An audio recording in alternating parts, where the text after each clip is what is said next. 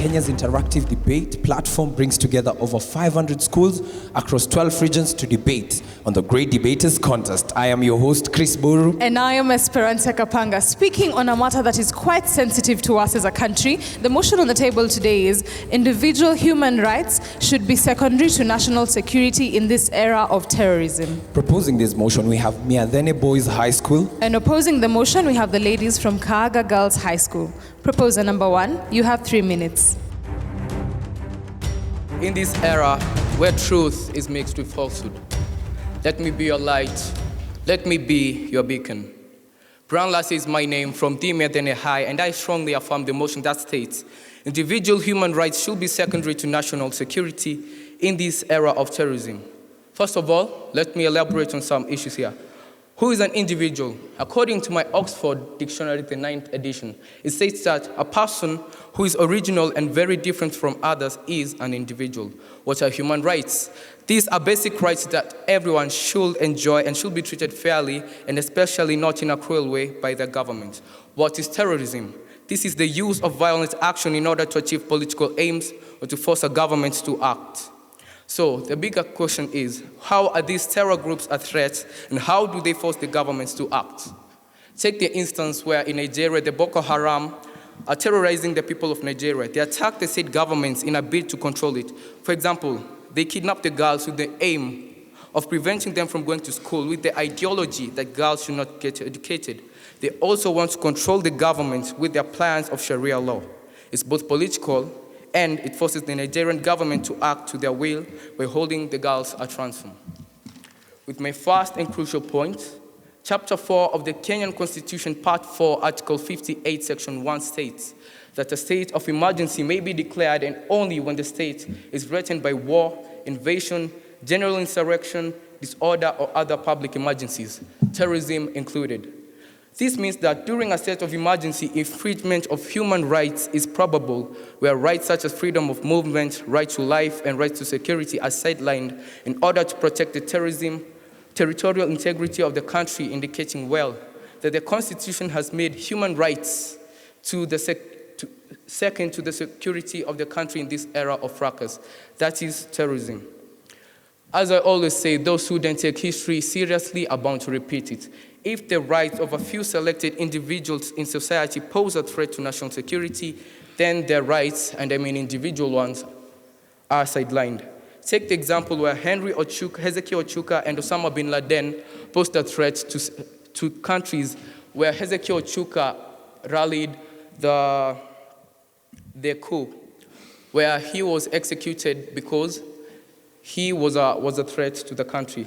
Where Osama bin Laden was accounted for the various terror attacks around the globe until the US Army executed him when he was planning to attack the said country. And we all know that national security is the protection against internal and external attacks, threats to Kenyans' territorial integrity and sovereignty, its people, their rights, freedoms, property, peace, stability, and prosperity, and other national interests, according to the Constitution of Kenya. Back to history again, the national security was given first priority during the Cold War, when the USA threatened to attack the USSR directly in the event that they launched their missiles to attack them, thus sidelining the human rights of the innocents, that is the citizens, under the USSR governance. So the million-dollar question is, if you have a diseased arm, would you let it kill your body, or would you cut it? Food for thought. Thank you. First opposer, you have 3 minutes to present your case. You know, the worst part of being okay is that okay is far from happy. Okay isn't joy. We pretend that okay is fine, but we hate it, and we spend majority of our time trying to break out of being okay. My okay today is the camouflaged national security. Human rights will suffer under the camouflage of national security. Felista Kerenya from the beautiful school in green, Kaaga Girls. Individual human rights guarantee rights to certain freedoms, freedom of expression, freedom of movement, freedom to your property, without interferences from the government or other individuals. According to Kenya's Constitution, Chapter 4, Article 22. National security defined as protection against internal and external threats to people's rights, freedom, and their property. Chapter 14, Part 1, Article 238. How far will you go for your country? Tell me, how far are you going to go for your country? Will you violate international human rights just to protect your countrymen? This means giving license to violate human worth by dictating life choices, dictating moral choices, taking liberty, and taking property. And according to the Constitution, Chapter 4, Article 41 and 4, you have the right to your property and liberty. Your phone can be tapped. Your social media can be hacked. You're randomly stopped by cops to search you because you look like a fringing terrorist. You have the right to your privacy. According to Chapter 4 in the Constitution, Article 3, Article 31. What is the point of security if human rights aren't important? You're saving humanity to keep them oppressed. This is what you're saying, saving humanity to keep them oppressed. I'm talking of military tribunals for suspected terrorists, secret arrests, detentions without any probable cause. People are tortured to get information out of them so that you can favor national security. This is nothing. If you second those human rights, you'll be breaching the human rights. Such governmental tactics will not reduce or eliminate terrorism. If anything, it will make terrorists shift their targets, and they're going to shift their tactics. They're going to look for other ways of doing things. The country would be perfectly safe. If we kill every last person on the planet, then nobody will be left around to commit any crimes. This means we cannot get permanent safety even though we second those human rights. And I am a young lady and a strong, independent humanist. And I will not tolerate others trying to put us into a cookie-cutter image of seconding the human rights, even in this era of terrorism. Thank you. Second proposer, you have 3 minutes for cross-examination. Teddy Yan from the Miathene High, second proposer. Thank you. I would like to start by saying that if a government interferes with terrorist rights, does that not guarantee your safety? Does that not guarantee that you are okay? If a terrorist is here right now and his right to movement is interfered with, does that not guarantee that you will be okay? You will be safe, not only you, but your children, your family members, and your friends. Does that not guarantee that you'll be okay? Also, my fellow colleague here say that how far can you go for this country? I would like to ask the Momo fighters, how far did they go for this country? How far did they go so that they could make sure that we attain the independence for our own country? They ensured that they put their lives on the line so that you could go far, so that you could attain independence, so that you could be free from the colonial rule. Also, ensuring that national security is primary to human rights interferes with your freedom of privacy. I want to ask, if you have nothing to hide, then why should you fear that the police will interfere with your right to privacy? If they want to monitor your calls, if you have nothing to hide, then why should you fear? Because if you have nothing to fear, then I don't see the problem with anyone interfering with your right of privacy. Also, I would like to say that national security is more important, because if the national security is primary to human rights, that means not only will national security be upheld, but also your own rights, because if the nation is safe, you're also safe. I would like to also say that the need of fostering national security also supersedes that of individual human rights, because if a person is granted his or her rights fully, it still lacks its meaning if a terrorist poses a threat to life, education, and also free movement, making it wise to deal with national security. Take, for example, Osama bin Laden. I'm sure that he's known to each and every one of us here. Although he died a few years back, take if he was still alive right now. What if he came into this room, into this hall right now, sat right next to you? Would you allow him to practice his rights, his right of movement, his right of speech, whereas you know that he poses a threat to not only you, your friends, but also to the rest of Kenya? He will pose a threat to the rest of Kenya. So can you allow his rights to be upheld rather than the national security, which will ensure that he will not interfere with the activities of each and every person here? Will you accept that he can be able to provide a hate speech that will incite people to do violence which will affect each and every life in not only this country, this school, but the whole of Kenya? Answer me that, please. Thank you for your time, and may you please understand the motion and ensure that you know what is national security. Second opposer, you have 3 minutes for cross-examination. My parents were victims of the Mau Mau resistance. They imagined me going to the best school in the world, SDG number 4, quality education, and also getting the best of medical facilities, SDG number 3, good health. What they never got to enjoy, individual human rights. The purpose of the government is to protect these rights according to Chapter 4 of the Kenyan Constitution.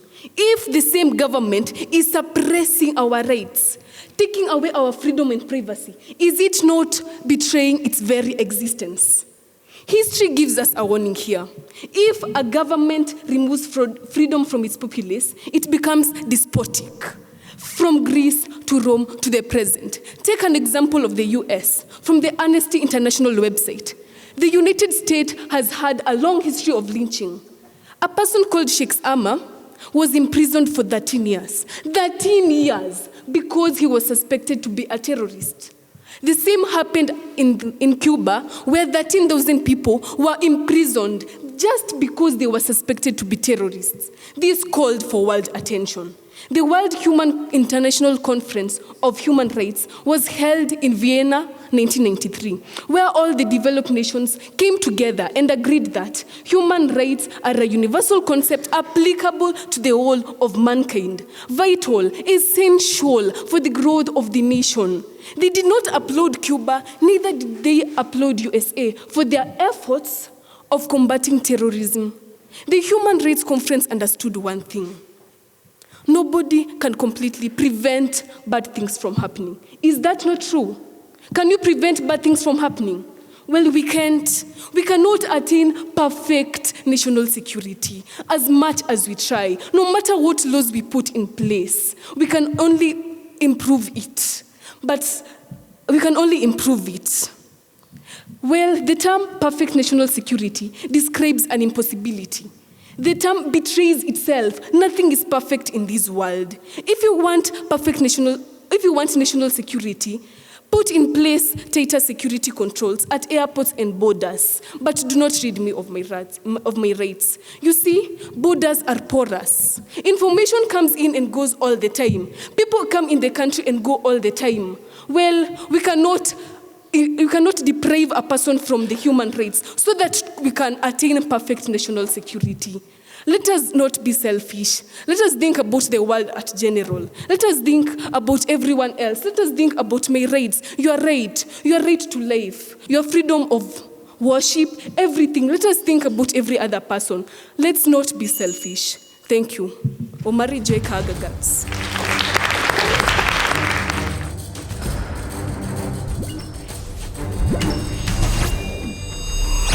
The proposers have been asked, if human rights are secondary to national security, won't that lead to a state of military supremacy? The opposers, on the other hand, have been asked, how do we deal with terrorism that is propagated by locals, considering the fact that they have given that we can secure our borders and airports, yet there are times where terrorists are actually Kenyan locals? Proposer number 3, you have 3 minutes to answer the question. Newton Kerem is my name, from the Great Miathene Boys High School. Ready or a protagonist, the motion at hand, individual human rights should be secondary to national security in this era of terrorism. I'd like to first answer the question posed to the proposers that if human rights are secondary to national security, won't it lead to military supremacy? I guess not. It cannot lead to military supremacy, basing that in Kenya there are organs, security organs, 2 of which are the National Intelligence Service, the Kenya Police, and thirdly, the Kenya Defense Forces. All these organs are All these organs are independent organs, and in no way do they come together because they act on the basis of independence. Sustainable Development Goal number 11, which is based on sustainable cities and communities, and it states that make cities and human settlements inclusive, safe, resilient, and sustainable. The key word is safe. That is why we are against terrorism by making national security primary and making the human rights secondary. A very good example has been given where individual rights of the citizens under the Soviet Union were sidelined because the USSR posed a threat to the national security of the United States of America, where they directly planned to launch missiles in attack of the USA and kept aside the human rights of the citizens of the USA. But the President John F. Kennedy of that time came in and told the leaders of the organization that at any given moment, should they strike the USA would retaliate by also acting in accordance and also attack the USSR. In that case, we can see that the USSR, the rights of the individuals who were living in the countries under the Soviet Union were sidelined. There are advantages of upholding national security over human rights. We get to understand that when there is national security, or rather, where national security is primary, investors are encouraged to come to our country. That is where they are encouraged to come and invest in our nation, and it also encourages activities like tourism, where we get foreign exchange. It leads also to economic growth and creation of employment opportunities in those amenities like the hotels. So I think it will be wise for the opposers of the motion to join us in proposing the motion and let our nation prosper. Thank you. Third opposer, you have 3 minutes to respond to your question. Rona Kidhinji, Kaaga Girls. I'd like to respond to the question posed to me.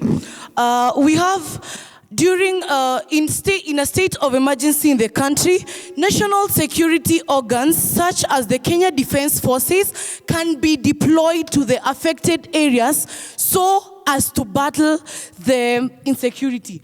For example, in the Westgate attack that occurred on the 21st September in 2013, the Kenya Defense Forces was deployed to battle the Al-Shabaab. I am a refugee. I say this with a pain that sears every fiber of my being. That being a refugee guarantees me of no right. I have no right. My education has been put to jeopardy. According to www.theplatform.co.ke, in 2013, Kenya had one of the most disheartening terror attacks. That is the Westgate terror attack that claimed the lives of 68 people. 68 people. Al-Shabaab, of course, claimed responsibility for this. Its planning and execution was linked to the Dadaab refugee camp. Fast forward to 2nd April 2015, where the militants stormed the Garissa University and killed more than 140 students. 140. More than 140 students. The then Minister for Interior and Coordination, Joseph Nkaiseri, released a statement clarifying that the refugee camps had become a hosting ground for the militants. I am not jihadist. I am innocent. I'm just a victim of circumstance. The Constitution stipulates under the Bill of Rights, Chapter 4, Section 27, One, that every person is equal before the law and has a right to equal protection and benefit of the law. I am a refugee. Am I not human? Do I not have the rights that every other citizen of this country enjoy? After the 2015 terror attack, the government expressed intentions of repatriating the refugees back to their country. What would that make me? What would happen to my future? Rona Kevenji. That's my take. Thank you. Proposers, you have 1 minute to make a final submission. Don't grieve for what is past. When a thing is done, vex not yourself about it. It's so saddening that a Kenyan citizen is sidelining the facts stipulated in the Constitution. You are aware that during a state of emergency, rights such as right to expression, freedom of movement, and right to life are not guaranteed in the course of the state of emergency. So, are you trying to prove the Constitution wrong under Chapter 4, Article number 58, Section 1? I bet not. So, ladies, it's evident that you're still ignorant, but as they say, you can lead a donkey to water, but you cannot force it to drink. Thank you.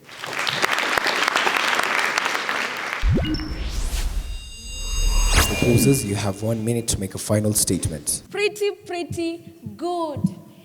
Innocent citizens who do not value their human rights first and value the national security before them. SDG number 3, good health.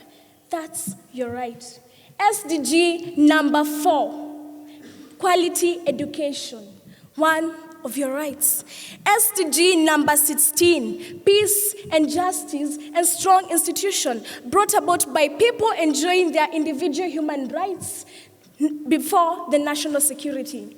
SDG number 15, life on land, which is going to be enjoyed if we get there with the individual human rights first. We cannot second these human rights. They have to be the primary key thing, not national security first. GDC for SDGs, KG for SDGs.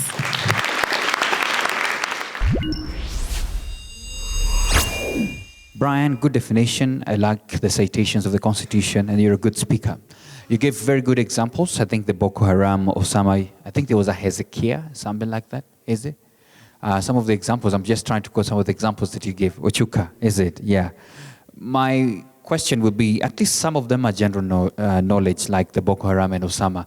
I would like to know what Hezekiah Ochuka does, you know, or what he did. So sometimes you want to give examples. Some of these examples, some of these terrorists that you're given, it's good to tell what they did, the atrocities they have committed, so that at least we can see that indeed national security should go there. So go deeper to explain to us. Even Osama, as much as we all know Osama, general knowledge, go deeper and say this is what he did. These are the numbers of people that died under his control, all right? So you want to go there because it makes the debates more sweeter. I think you could also avoid a bit of reading. There was a bit of reading too much. Sometimes you want to show us that you've mastered your content by doing that. Good ending though. I think that was a strong one. Teddy, good cross-examination. I think you understood your role very well. You're a good speaker, yes. And you also came in to explain more about the Osama.